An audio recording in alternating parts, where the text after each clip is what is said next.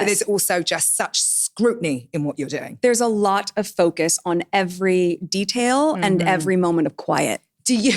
Again, we know why. We know why. Because she had an abominable reputation by the time she went on Instagram in April of 2025 to announce this business. She had been accused of bullying palace staff in the royal family. She had been accused of bullying people in America. Remember when that scathing Vanity Fair hit piece came out? She knew that, but she always tries to paint it like, oh, it's not scrutiny. It's just, I'm not allowed to build in quiet. And there's going to be a point in this where Emma's going to say, yeah, what does that feel? Because, do you feel like you're being criticized or, something to that effect? And Meghan's like, oh, it's not criticism. It's curiosity. Like, just get real with us. Just get real with us and say, yeah, there's a lot of people that don't like what I've done and they're kind of hating on me and it makes it hard to build a business. But then again, whose fault is that? That proves right there that I'm sure Netflix said to her, get on it, woman. And she was like, your urgency is not my urgency. I'm the Duchess of Sussex, people. Okay? Netflix? Okay? You're my asset, not the other way around.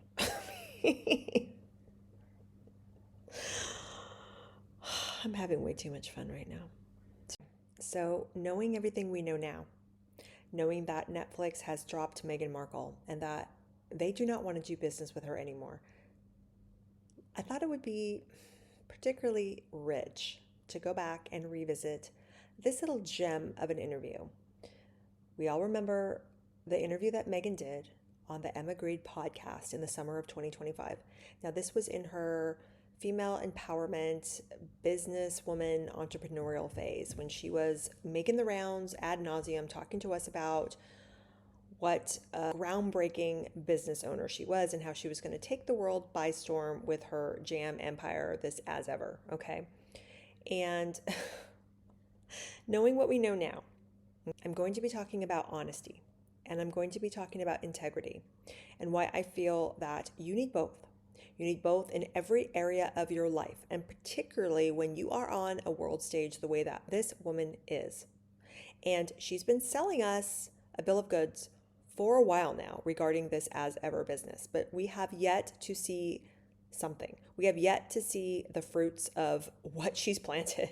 This interview, like I said, it's so rich because we see what I'm going to say are lies and what I believe to be inconsistencies, what she was presenting to us and how it doesn't match up to the reality in which we now find ourselves. This interview was recorded last summer. Okay? It's not even a year later. And we already know that Netflix is done. So let's watch a bit of it and then we'll comment as it goes along. Okay, here we go. Having Netflix as my partner, that takes it to a completely different level. Totally different level. And yes, and goes very far beyond my ideas of, I can sell locally. I could maybe be at a farmer's market. I thought that would be cute. I'm going to do... She ever just wanted to be at a farmer's market. Okay, this woman has grandiose aspirations that never really come to fruition. However, there's no way she would just want to be an Etsy seller or someone in a farmer's market. Okay, we all know that's not what she wanted to do. I don't even know why she said that because that makes zero sense. But did you notice Emma Grede's reaction when Meghan said, yeah, and now, having Netflix on board with me, wow, it takes it to a whole different level. And Emma's saying, yeah, global. Okay, Emma knows what she's talking about. Emma is a businesswoman who's made a lot of money. So they both know what Netflix on board means for Meghan. But she still couldn't make it work, ladies and gentlemen. And I believe I know why. In my humble opinion, I believe that when Meghan signed with Netflix back in the day, was it 2020? She was in project development with them. She was supposed to come up with ideas for content. And I believe that when they had finally figured out what they were going to do with this woman, this With Love Meghan show, and it took them a while to even get there, because do you remember she was painting it to us as if, she was giving out these presents to people at Netflix, and then that Bella Bajari lady over at Netflix was like, there's a show here, and all this kind of stuff, right? So we all know that she didn't even come up with the idea. not only did Netflix have to come up with the idea, in my opinion, of the With Love Meghan show, but they were like, okay, but why don't we tie some stuff in? Because at that time she was doing her American Riviera orchard stuff, but that never really panned out because she was fumbling and bumbling with the trademark and all that stuff. And I believe Netflix was expecting this woman to have a brand ready to go, products ready to go to tie into the show when it was supposed to debut. But that didn't happen. It didn't happen because Meghan didn't plan well. I mean, let's just call it what it is. She didn't plan well. So the show debuts in March 2025 to just an avalanche of criticism. No one liked that show. Everyone thought it was fake. They thought it was phony. They just didn't like her presentation. It was just boring. It was okay. It was just boring. So that show debuts. Then she fumbles and bumbles the introduction of her as ever through a rando Instagram story that she puts out, but tries to paint it as if it was something that she was just always planning. And then, and Netflix is the partner. And I believe at that point, Netflix was like, get on this, woman. The show's already out.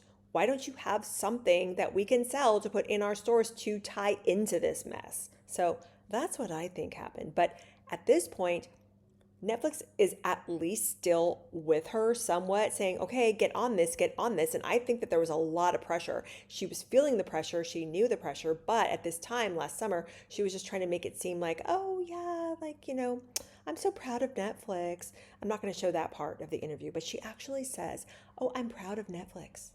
As if, they're just one of her assets and not the other way around. It's like, give me a break, okay? Give me a break. But here we go. Global Netflix.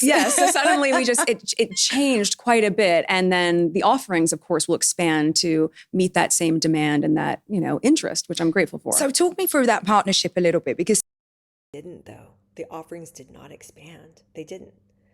I mean, think about it. The jams and, it's not jam. The spreads and tea and shortbread doesn't really tie into this lifestyle cookery show, okay? And that's what she called it, cookery, by the way. But think about it. I mean, people were talking more about what she was wearing and the boring beige aesthetic of the show, but she could have at least come up with something that would have been marketable in that realm.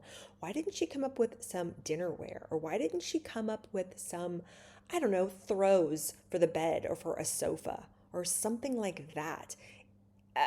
Cocktail glasses even. Come out with a cocktail glass set, shakers or something. I mean, alcohol was a huge part of that show. She was either drinking alone all the time on the show or she was mixing cocktails for girlfriends. I mean, I'm not even a marketing or product or program brand strategist, and even I could have come up with something better than what we got. How does a box of pre-made shortbread that you just add liquid to, what does that have to do with Love Meghan? It doesn't. It doesn't have anything to do with it. And that's why I think Netflix at this time last summer was getting ticked off. And they were like, do something, woman, do something. But she didn't have anything. So that's why she was making the rounds, trying to almost like convince Netflix that it was still worth it to hang on to her in a way, because it was a lot of performing. It was a lot of word salad. It was a lot of business acronyms and things that she was throwing out. She was talking about SKUs and, CPG and her ideation. And it's just, I'm sure even the people at Netflix were like, woman, seriously, would you just get to the point? Would you just knock it off? I mean, oh, Lordy, here we go. Or when they're either bootstrapping or they're going out and raising money. You did actually what I did, which was to take a partner. So what does that look like for you right now? Yes. Well, their consumer products goods division has typically done lots of merchandise and bespoke and interesting brand work, but for pre-existing shows. Right. So it's like a Stranger Things, like the top titles. Yeah, Stranger Things, Bridgerton. So you could goods are still goods. I mean, when you've got a show like Bridgerton or a show like Stranger Things, okay, the merch isn't that hard to figure out. It's t-shirts, it's sweatshirts, it's mugs, it's things like that. Maybe action figures, okay. That's not that difficult, but she's trying to make it seem like, it was so in the bag with those shows because those shows were already established. And, I was new and like my brand, that's what she's going to say next. That, it was just this ideation that she had birthed. And it's like, come on, it's not that great, astounding type of conundrum of a puzzle here. Like, it's not that big of a deal. If anything, a lifestyle show that she had would have made product development that much easier. I mean, there's so many things that she could have done in the home goods space. Like, this doesn't make sense. Things, Yeah, Bridgerton. So that's you it. could easily go Bridgerton, Regency era, go and do an incredible collaboration with Pat McGrath or do something with Liberty of London with that thematic. So where things were different with me, of course, is that it wasn't a brand that was established. It was my ideation. It was her ideation. So what that it wasn't a brand that wasn't established yet? Again, it's not that hard of a sell or not that big of an ask from her, to come up with something that could be like a home good type item that would fit in with her show. I mean, I just gave you examples. Cocktail glasses and shakers, dinnerware. She was so into plating vegetables and showing us these canapé platters and all that kind of stuff. It's like, why don't you just do cutting boards, or why don't you do cheese platters or charcuterie? I can't say that word today. Charcuterie, like a board, right? A party serving platter. I mean, anything beyond what we got doesn't make sense. It sounds to me like at that time she was making excuses to Netflix as to why she hadn't come up with anything before that point. And that's when we all knew this was the beginning of the end, because we already knew when this podcast interview came out that Netflix was frustrated with her. But she's positioning it as if this is such a crazy breakthrough anomaly, her show, her business, her ideation. And it's really not. It's really not. Take a tip from, Chip and Joanna Gaines, Meghan. They just had a home improvement show, a decorating show. They had likable personalities, and then they partnered with like Target and came out with products that fit into the aesthetic of their show and home goods, lifestyle brand, all of it. Just none of this makes sense. She's just so full of hot air and so full of herself. There's no honesty here. There's no humility here. Just give us the straight dope, Meghan. Like, cut the crap, woman. And doing it with them, we're developing it as we're going. And so I think, as you know, in building brands, it doesn't happen overnight. It can't happen overnight. I guess. Well, here we are less than a year later, and they're not giving you any more time. That's why I tell you, I feel it in my bones that Netflix was pressuring her so much at that point last summer. Like, come up with something, woman. Enough is enough. She knew it, but she's trying to position this as if, oh, this can't happen overnight. It can't happen overnight. Can you imagine if anybody that had really hustled, that wanted to be in the space that Meghan found herself in just because of who she married? I mean, let's face it, she got to where she was because of who she married and because of a title.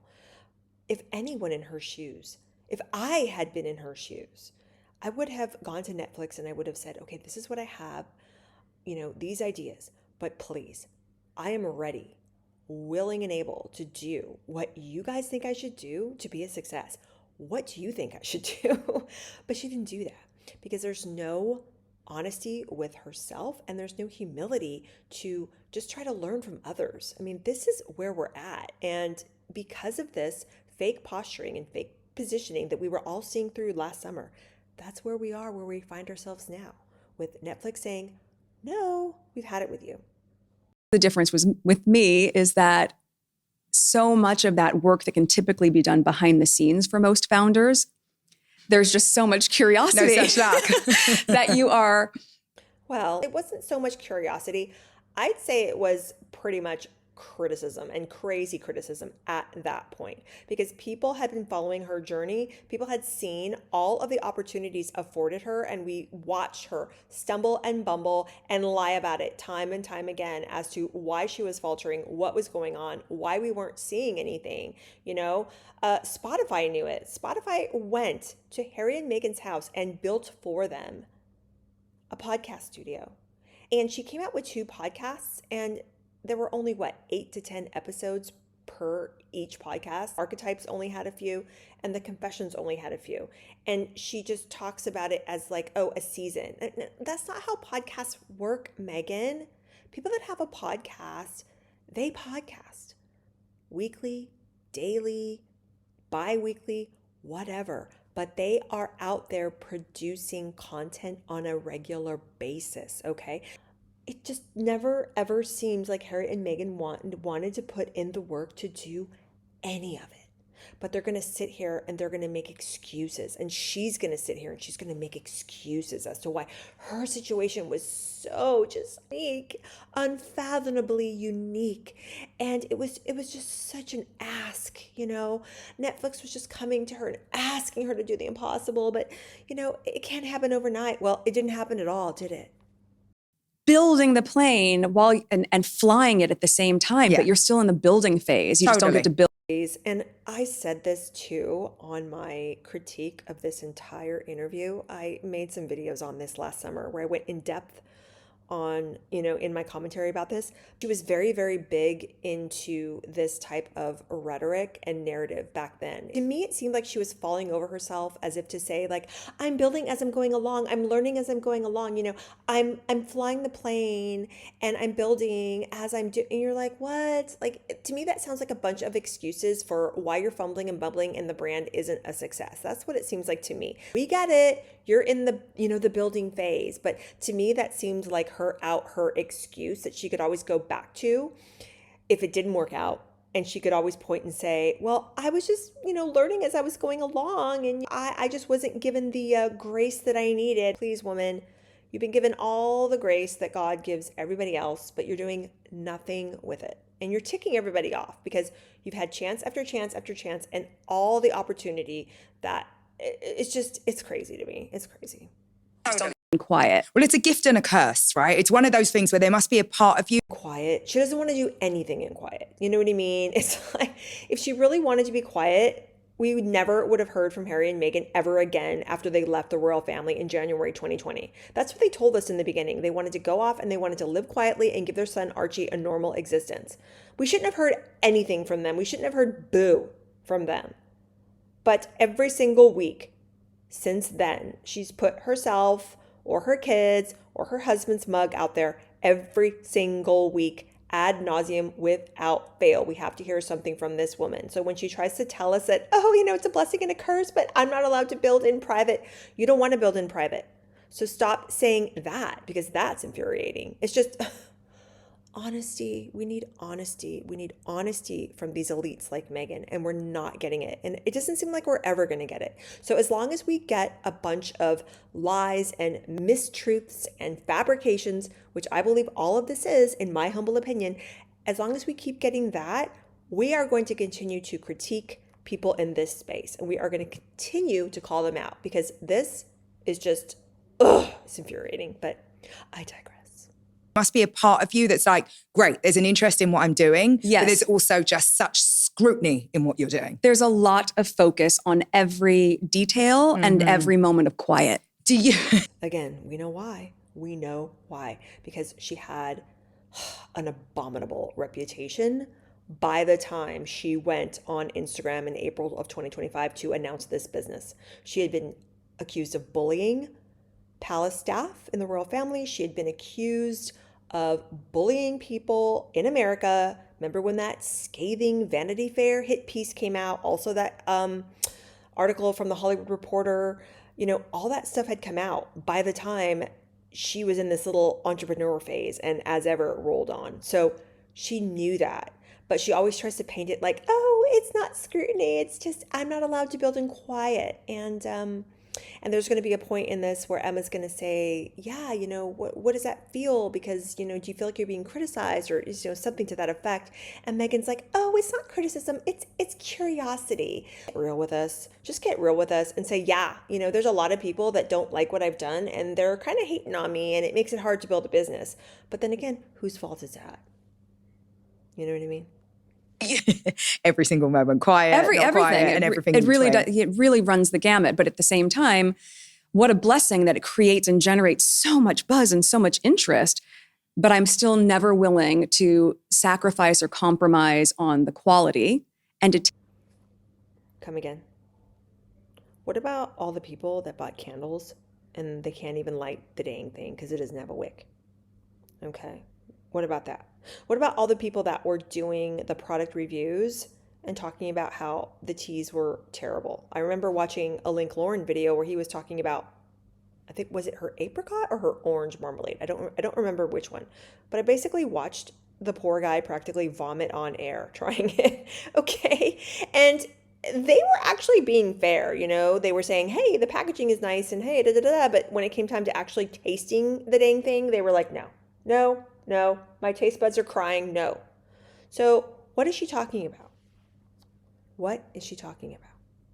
take my time. Someone else's urgency is not my urgency. Damn right. I mean, I honestly. See what I mean? You see what I mean? Yes, it should be. It should be. You've been afforded incredible opportunities, but she's that proves right there that I'm sure Netflix said to her, get on it, woman. And she was like, your urgency is not my urgency.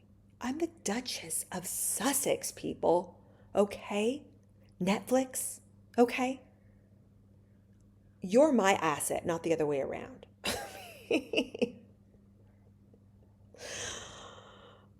I'm having way too much fun right now. Sorry, guys. Thanks for hanging into me here with me and my rant. But it's so true. It's so true. And I look at this woman and I think global recognition and a global platform. And what have you done with it? Had she just stayed in the royal family and done the right thing and accepted her and Harry's position within the family, they weren't numero uno. And it's not because of the color of her skin, and it's not because she was, born to a normal family that wasn't a blue blood aristocratic family. You know what? Neither was Catherine. In my opinion, Catherine and Meghan were both from upper middle class families. Like, Catherine's family was well off, and you know what? For a time, Thomas Markle Sr. was too. He was making a pretty good living in Hollywood. That's why he was able to pay for her education from birth to. It wasn't because you were an American and not a blue blood and biracial, okay? You didn't want to play nice. But had she stayed and been a decent human being, imagine what wonderful assets her and Harry could have been to William and Catherine. They really could have been the Fab Four. They really could have had something. And guess what? If Meghan would have been a decent human and been a kind and gracious and honest human, she probably would have been immensely popular in her own right. Her and Harry.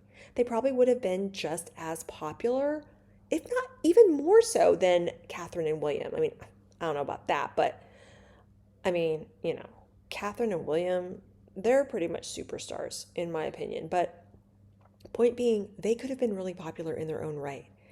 And she was popular when she first married in. I don't care what anybody says, that they're trying to change the narrative now that she was never given a fair shake. She was given a really, really good fair shake. She really was. So it's just sour grapes. It's just sour grapes. So she didn't get what she wanted. So she's going to go and she's going to start her spread empire. And this is where we find ourselves. I honestly think that that's a great way to think about it. With this partnership, do you think it brings more scrutiny or is it all upside? I don't think it brings more scrutiny. I think it certainly brings more attention and curiosity. Mm-hmm. How could it not? Especially because it's a new chapter. It doesn't. No, it doesn't. Of course it brings scrutiny. It brings scrutiny because your reputation was in tatters at that time. By the time we got to where As Ever came around and With Love and all that, her reputation was already in tatters. She was being a disaster tourist the week that her show was about to debut. And she got such bad press that she ran screaming to Netflix saying, don't debut the show right now. Everyone is really upset with me right now. They're calling me a disaster tourist. I'm getting criticized left and right. Please don't put the show on now. And I'm sure Netflix just reluctantly was like, yeah, you're right. They agreed. And she has to paint it and lie to us, in my opinion, that, the show was postponed because it was the fires. No, it wasn't. Because nothing really was postponed for the most part in the way of Netflix programming other than that. So give us all a massive break, okay? So yes, you do get a ton of criticism, and rightly so, because people don't trust you. You do not have a like, know, and trust factor with the public, irregardless of whether or not you want to start a business and sell us stuff. Give me a break. Not, especially because it's a new chapter for Netflix as well from the CPG side. And Not really. Okay, not really. Again, she's trying to paint herself as this like fantastic anomaly that Netflix has to try to figure out what to do with because she's so special. Give me a break. Give me a break. really, when you link it to the Netflix series with Love Meghan, it is where content and commerce can meet in a really unique way. So I think with season 2 coming, I cannot take any more of this. Where content and commerce can meet. Yeah, you know what? That is actually true. If she had a plan and she had something in development and some real ideas to go on of her own, and also see what Netflix had to offer in the way of ideas, she probably could have done a lot. She could have done a lot with it. She could have done something with this show of hers, but she didn't. She didn't have anything to go in time, and that's where we find ourselves. So I know I'm getting really worked up, but this interview in particular really, really got me upset last summer, and I'll link my commentary on it because it was even beyond all this business stuff, because there was other stuff she was talking about in this particular interview that got a lot of us out in this royal commentary space on YouTube riled up. And one of the biggest things was when she said, and one of the biggest things was when the host, Emma, asked Meghan, if you had an opportunity to rewrite your narrative or tell your story, what would you do? If you could go back and do it all from the beginning, what would you do, or what would you ask of people? And just completely deadpanned with this look on her face, Meghan says, I just would want people to tell the truth. And everyone was just, our blood was boiling because we were like, really? Really? Because Meghan, the truth and you are not acquainted. Allow me to introduce you to. Just knew I had to put this in here because now everything that we know about Netflix just washing their hands of this woman and going back and looking at this clip from this interview, chef's kiss.